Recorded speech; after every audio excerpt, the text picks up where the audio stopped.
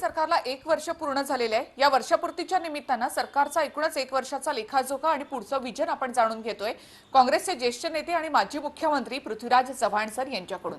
Chavan sir, तुम्हाला स्वतःला राज्य चालवण्याचा अनुभव आहे, तुम्ही स्वतः मुख्यमंत्री होतात, त्यामुळे गेल्या वर्षभरामध्ये महाविकास आघाडीचं सरकारनं नेमकं काय केलं, तुम्ही या 1 वर्षाकडे नेमकं कसं पाहता? नमस्कार. माझ्या सरकारमध्ये आणि या सरकारमध्ये मोठा फरक आहे आणि तो म्हणजे काँग्रेस आणि राष्ट्रवादीचं सरकार हे जवळजवळ 10 वर्षापेक्षा जास्त कालावधीमध्ये चालू होतं जेव्हा मी आलो आणि माझी सगळे कारकीर्द धरली तर अलीकडच्या काळामध्ये 1999 पासून किंवा 2000 पासून ते 2014 पर्यंत सलग 15 वर्ष काँग्रेस आणि राष्ट्रवादी या दोन पक्षांनी आघाडी सरकार चालवलं। आता महाआघाडी सरकार हे 3 पक्षाचं सरकार आहे, मूलभूत फरक आहे आणि विशेषतः शिवसेनेबरोबर आम्ही कधीही पूर्वी मंत्रिमंडळामध्ये सहयोगी पक्ष म्हणून काम केलेलं नव्हतं आणि ही पहिलीच वेळ होती। त्यामुळे 3 पक्षाचं, त्यातही 3 पक्ष जवळजवळ समसमान ताकद असणाऱ्या 3 पक्षाचं सरकार कसं चालेल याबद्दल अनेकांच्या मनात शंका होती आणि फार काही हे टिकणार नाही असं भाष्य बरेच विचारवंतांनी केलं होतं। पण वर्षभर हे सरकार टिकलं ही एक मोठी उपलब्धी आहे। हे सरकार स्थापन करतानाच एक उद्दिष्ट होतं की ज्या प्रकारे मागच्या 5 वर्षामध्ये देवेंद्र फडणवीसांच्या नेतृत्वाखाली भारतीय जनता पक्षानं महाराष्ट्राचं राज्य केलं, सरकार चालवलं, त्यामध्ये महाराष्ट्राची जी अधोगती झाली असं मी म्हणेन। त्यामुळे प्रशासकीय अनुभव नसल्यामुळे काही अडचणी येण्याची अपेक्षा होती, पण सरकार सुरू झालं। सुरुवातीच्या काळामध्ये आपल्याला माहिती आहे की मंत्र्यांचे कार्यालय, मंत्र्यांची घरं, मंत्र्यांचे सचिव आणि स्टाफ वगैरे हे गोळा करण्यामध्येच काही 2 महिने लागतात। प्रत्येक प्रशासनामध्ये नवा मुख्यमंत्री आला की हे होतं आणि ते झालं तेवढ्यात कोरोना आला।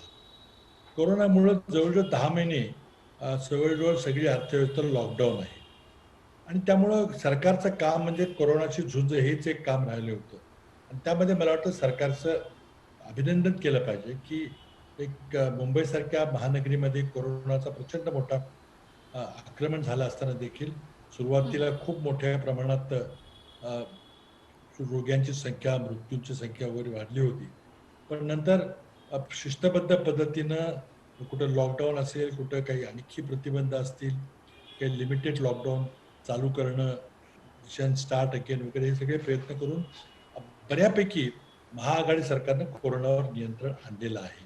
आता पुन्हा थोडीशी संख्या वाढताना दिसते, कारण जगातच दुसरी लाट आल्याचं चित्र आहे आणि मला वाटतं सरकार सावधगिरीनं कोरोनाचा मुकाबला करेल जोपर्यंत लस येईल अशी अपेक्षा आहे। आणि आता कोरोनाचा मुकाबला एका बाजूला चालू असताना अर्थव्यवस्था पुन्हा रुळावर आणण्याचं मोठं आव्हान सरकारपुढे आहे।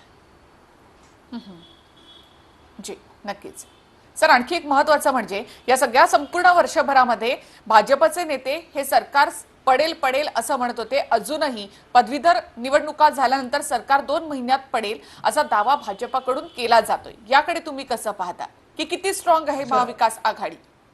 असं आहे की मी मगाशी सांगितल्याप्रमाणे अनेक काँग्रेस, राष्ट्रवादी काँग्रेस आणि शिवसेनेचे सुद्धा नेते भारतीय जनता पक्षाने आपल्या पक्षात घेतले होते, कारण 2019च्या निवडणुकीमध्ये भाजपच पुन्हा सत्तेवर येईल किंवा भाजप शिवसेनेची आघाडी पुन्हा सत्तेवर येईल अशा प्रकारचं एक वातावरण झालं होतं आणि मीडियाने ते उचलून धरलं होतं आणि त्यामुळे हे सगळे लोक सत्तेच्या मागं सत्तेचा वाटा आपल्याला मिळावा म्हणून तिकडे गेले होते। आता ती माणसं वर्षभरामध्ये अस्वस्थ झालेली आहेत आणि ती बरीचशी परतीच्या मार्गावर आहेत। आपण आता बघितलं असेल काही प्रवेश देखील काँग्रेसमध्ये पुन्हा व्हायला लागले, राष्ट्रवादी काँग्रेसमध्ये व्हायला लागले। आता ह्या लोकांना थपून धरायचं असेल तर त्यांना कुठंतरी गाजर दाखवलं पाहिजे आणि ते गाजर म्हणजे आम्ही येतोय 2 महिन्यात 3 महिन्यात लगेच झालं, ही निवडणूक झाली की असा आशावाद दाखवणं हे आवश्यक आहे। परंतु सरकार कसं पडेल, या 3 पक्षापैकी एखादा पक्ष भारतीय जनतामध्ये सामील झाला तरच पर्यायी सरकार येण्याची शक्यता आहे आणि ते मला आज तरी काही शक्य वाटत नाही, कारण हे सरकार भक्कम पायावर उभं आहे आणि त्यामुळे आता नुसत्या लांडगा आला रे लांडगा आला अशा प्रकारच्या वल्गना केल्याशिवाय भारतीय जनता पार्टीच्या नेत्यांच्या हातात दुसरा तर काय राहिलेलं नाही. नक्कीच सर, मात्र वेगवेगळ्या मुद्द्यांवरून सातत्यानं मातोश्रीला टार्गेट केलं जातं आणि त्यासाठी काँग्रेसच्या खांद्यावर देखील बंदूक ठेवली जाते. तर याकडे तुम्ही कसं पाहता? नाही, काँग्रेस मातोश्रीला टार्गेट करण्याचा आमचा काही संबंधच नाहीये. तर काँग्रेस आमचा एक राष्ट्रीय पक्ष, आमचे काही मुद्दे आहेत आणि त्यामुळे त्या मुद्द्याबद्दल आपला आग्रह करणं हे आमचं कर्तव्य आहे. त्यामध्ये काही गैर नाही आहे. पण शेवटी तिन्ही पक्ष मिळून जो निर्णय होईल तोच सरकारचा निर्णय असतो, तोच आमचा निर्णय असतो. देशाची अर्थव्यवस्था कोलमडत असताना नरेंद्र मोदी फक्त आता राम मंदिर, 370 कलम किंवा सीए कायदा अशा प्रकारे देशाला धर्माच्या आधारे विभाजित करण्याचे आग्रह करत आहे, कायदे करत आहे आणि त्यातून मग आपलं राजकारण आणि कसं साधायचा प्रयत्न करत आहे. आज केंद्र सरकारचं देशाच्या अर्थव्यवस्थेकडे संपूर्णपणे दुर्लक्ष झालेलं आहे किंवा त्यातून कसा मार्ग काढायचा हे त्यांना समजत नसल्यामुळे ते गोंधळलेल्या अवस्थेत आहेत, असं एक चित्र निर्माण झालं.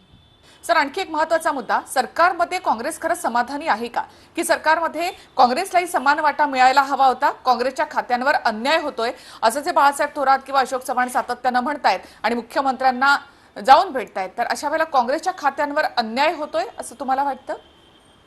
असं आहे की दैनंदिन काम करताना काय अडचणी येतात ते मंत्रीच आपल्याला सांगू शकतील. मी दैनंदिन कामकाजामध्ये कुठं सहभागी नाही. आमच्या कोऑर्डिनेशनच्या बैठका होत असतात. परंतु एक मुळातच आमचा पक्ष संख्येनं छोटा पक्ष आहे. आमचे 42 आमचे आमदार कमी आहेत आणि त्यामुळं आम्हाला वाटाही त्या संख्येच्या प्रमाणात मिळालेला आहे. अर्थात अध्यक्षपद घ्यायचं का न घ्यायचं नाही याबद्दल थोडा संभ्रम झाला.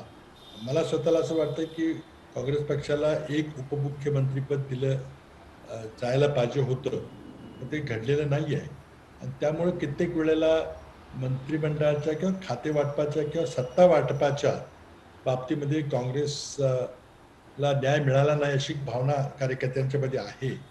परंतु आता जे काही घडलेलं आहे ते डोळ्यासमोर ठेवूनच आपल्याला काम करायचं आणि सरकार म्हणून काम करायचं. महाविकास आघाडीला भाजपकडनं सातत्यानं टार्गेट केलं गेलं, मग तो कंगनाचा मुद्दा असो, अर्णब गोस्वामीचा मुद्दा असो किंवा इतर कोणत्याही मुद्द्यावरून.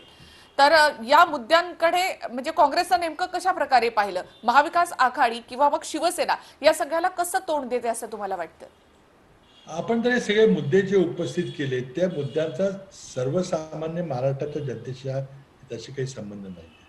आता एखाद्या अ, जर फौजदारी गुन्हा घडला असेल तर त्याची चौकशी कोणी करायची, बिहारच्या इलेक्शन तोंडावर घेऊन मग सीबीआयकडे द्यायची का, असं क्रिमिनल इन्व्हेस्टिगेशनमध्ये राजकारण करण्याचा प्रयत्न केंद्र सरकार आणि भाजप करत आहे. आणि त्यामुळं नरेंद्र मोदी यांना देशाची अर्थव्यवस्थेचं संचालन करण्यामध्ये संपूर्ण अपयश आलेलं आहे. आता कोरोनामध्ये देखील त्यांना काही फार यश मिळत नाही. सुरुवातीला आपल्याला आठवत असेल की ICMRच्या अध्यक्षांनी 15 ऑगस्टच्या आधी लस उपलब्ध होईल आणि लस लोकांना टोचली जाईल असं एक पत्र लिहिलं की तुम्ही 2 आठवड्या महिन्याभराच्या आत आपल्या चाचण्या पूर्ण करा, कारण 15 ऑगस्टला ही लस उपलब्ध झाली पाहिजे. म्हणजेच काहीतरी 15 ऑगस्टला लाल किल्ल्यावरून प्रधानमंत्र्यांना काही घोषणा जी. करता आली पाहिजे.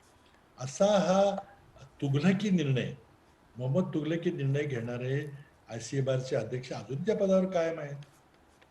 चाचणीबद्दल उलटसुलट बातम्या दिल्या जातात. अ, आकड्याबद्दल एक मध्यंतरी मीडियामध्ये बातमी आली होती की जवळजवळ 34 लाख मृत्यू हे भारत सरकारकडून दडवले गेलेले आहेत. आता ही बातमी सत्य आहे काय नाही हे तपासलं पाहिजे, पण मीडियामध्ये आलेली. त्यामुळे एकंदरच केंद्र सरकारचं जी. प्रशासनाबाबतीमध्ये हे अपयश स्पष्ट होताना मग कंगन सारखे किंवा राजपूत सारखे, अर्नब सारखे मुद्दे उपस्थित करून लोकांचं लक्ष विचलित करायचं मुख्य प्रश्नापासून, हे भाजपचं धोरण हे नवं नाहीये. अनेक दिवसापासून हेच धोरण चाललेलं आहे. जी. पण नुसतं एवढंच नव्हे तर नक्कीच. चीनशी सामना करताना देखील सरकार संपूर्णपणे अपयशी ठरलेलं आहे. हे आता उघड झालेलं आहे. जी. नक्कीच. धन्यवाद सर, तुम्ही आमच्याशी बोलात त्याबद्दल आणि खूप खूप शुभेच्छा पुढच्या वाटचालीसाठी. हे होते